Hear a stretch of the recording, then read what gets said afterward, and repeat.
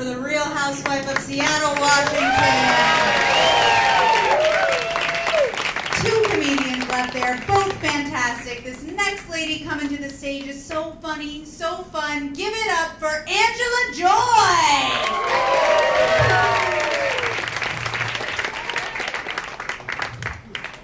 Hey guys, I'm Angie. So I'm currently engaged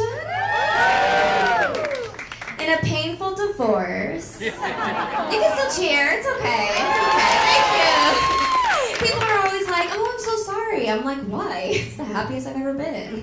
We've actually been in the divorce process longer than our actual marriage, so part of me is like, maybe we can commit. But what's weird about going through a divorce too is when people ask you what happened, they think it's gonna be some simple answer, like one of us cheated, you know?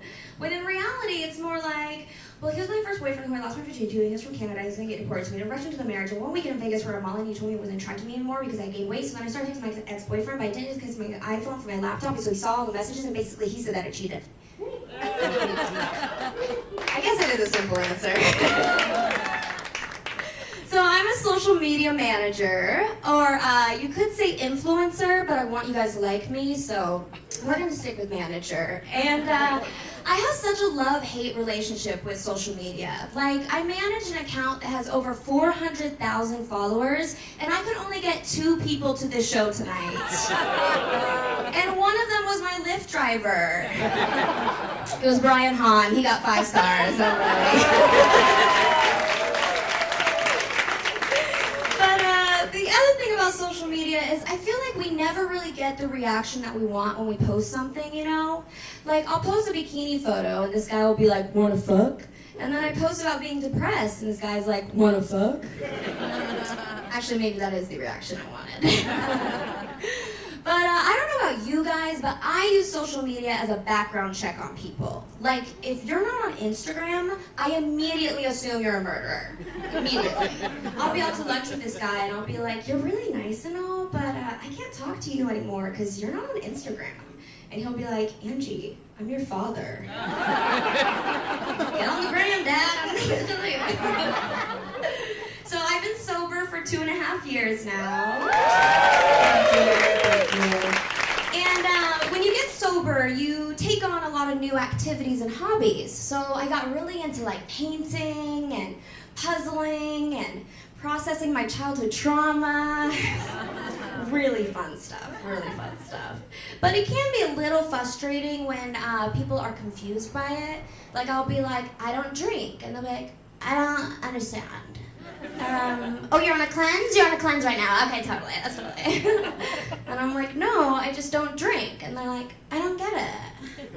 Oh, you don't drink hard alcohol, just rosé all day, hey! And I'm like, no, I just don't drink. And they're like, oh, I think I get it. You only do cocaine? But it's also frustrating too, because when you tell people you stop drinking, they automatically assume that you stopped drinking because you're an alcoholic.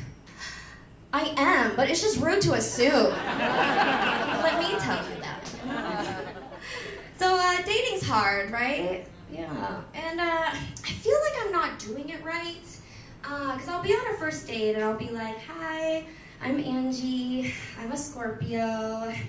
I love dogs. By the way, I don't drink. And by the way, these appetizers are amazing, but I have IBS, so no sexy stuff tonight.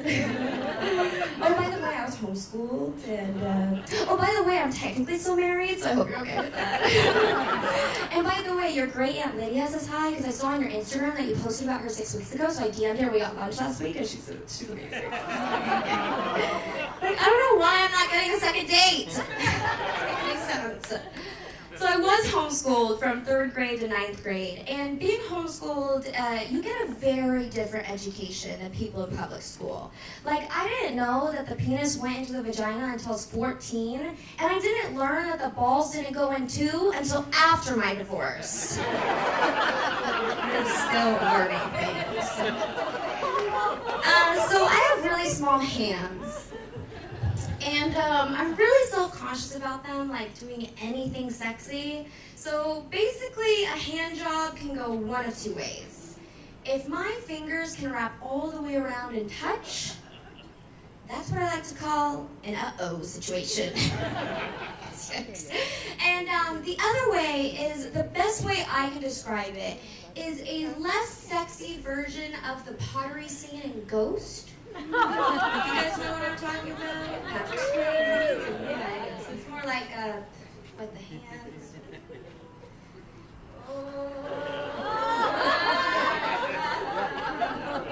My darling, is he gonna come?